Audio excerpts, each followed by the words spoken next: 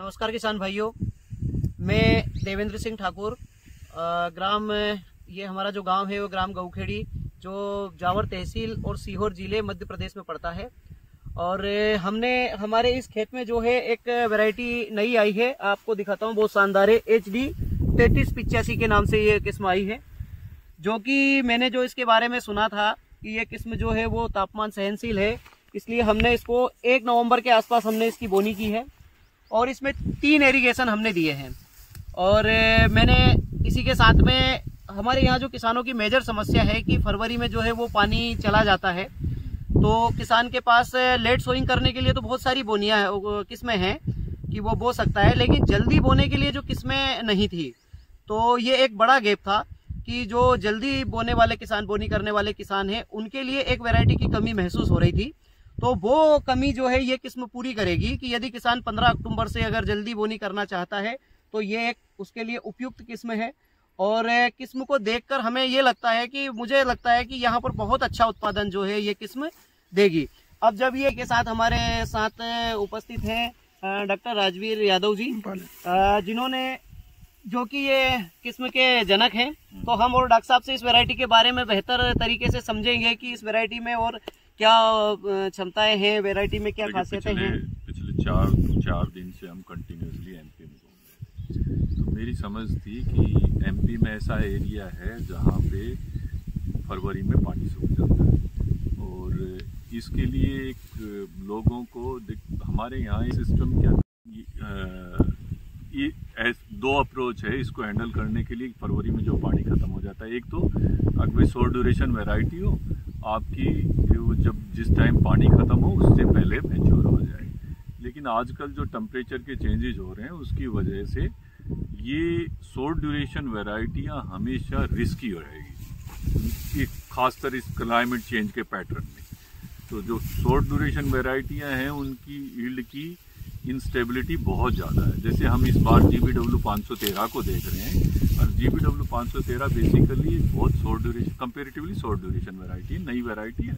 लेकिन इस बार क्योंकि ये सडनली टेम्परेचर बीच में राइज किया और शुरू में राइज किया, फिर कूल हो गया और 1 महीने तक कूल रहा, तो उसमें GBW 513 के अंदर कंपेरेटिवली लॉसेस ज़्यादा। तो हम चाह रहे थे कि कोई ऐसी वैरायटी हो जो हाई बायोमास की हो और जिसको हम अक्टूबर में सीड कर दें, जिसके पास इरिगेशन की फैसिलिटीज़ है वो उसकी पोटेंशियल यील्ड को रियलाइज कर ले, और जिनके पास फरवरी में पानी खत्म हो जाता है वो पोटेंशियल यील्ड तक ना पहुंचे तो उसको यील्ड, एक अच्छी खासी यील्ड मिल जाए। मतलब सीधा ये है कि यदि किसान के पास कम भी पानी है तो भी ये किस्म जो है वो दूसरी किस्मों की अपेक्षा उत्पादन जो है बेहतर देगी। एक और था कि जैसे नॉर्दर्न इंडिया के हम जब टेस्ट कर रहे थे तो कंपेरेटिवली इसका सीड वेट कम आता है, लेकिन यहाँ पे देखिए कि ये इस टाइम भी इसका seed weight well filled seed weight है। ठीक है, तो ठीक सीड वेट आएगा। और ये आप ये देख रहे हैं कि यहाँ पे कोई लॉजिंग भी नहीं है, खड़ी है, और हाइट भी प्रॉपर है, क्योंकि बगैर बायोमास के जो फरवरी के अंदर जो वाटर शॉर्टेज हो जाती है उसको टॉलरेट नहीं कर पाएगा प्लांट। तो प्रॉपर बायोमास चाहिए, वो भी है।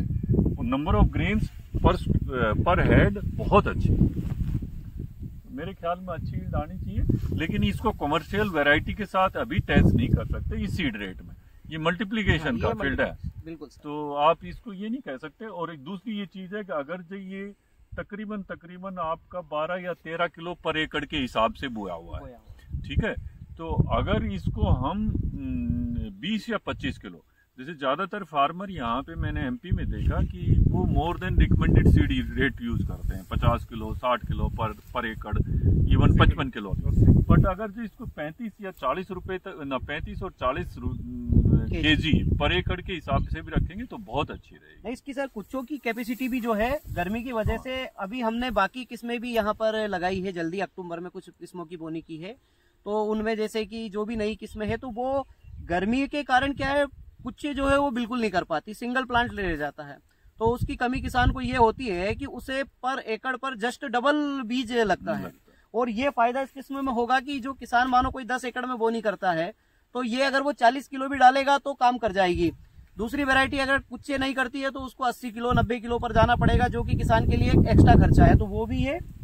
एक जो देवेंद्र जी बात बहुत सारे लोग ये कर रहे हैं कि हमने जो बिजनेस मॉडल अपनाया है इन द सेंस भाई हमने प्राइवेट के साथ प्राइवेट फर्म के साथ पार्टनरशिप करके उनसे हम रॉयल्टी चार्ज कर रहे हैं ₹1 अगेंस्ट से, तो वो 40 रुपये किलो या 45 रुपये किलो बेचेंगे तो लोगों को कॉस्ट बढ़ेगी। हमारा ये कहना है कि अगर कम सीड रेट में, यानी जैसे अगर मान लो आप इवन सब्सिडाइज्ड सीड भी रेट भी देखोगे, अगर एक फार्मर को 25 या 30 रुपए किलो पड़ता है तो वो 60 किलो 1800 का पड़ा, 60 किलो 1800 रुपए का हुआ।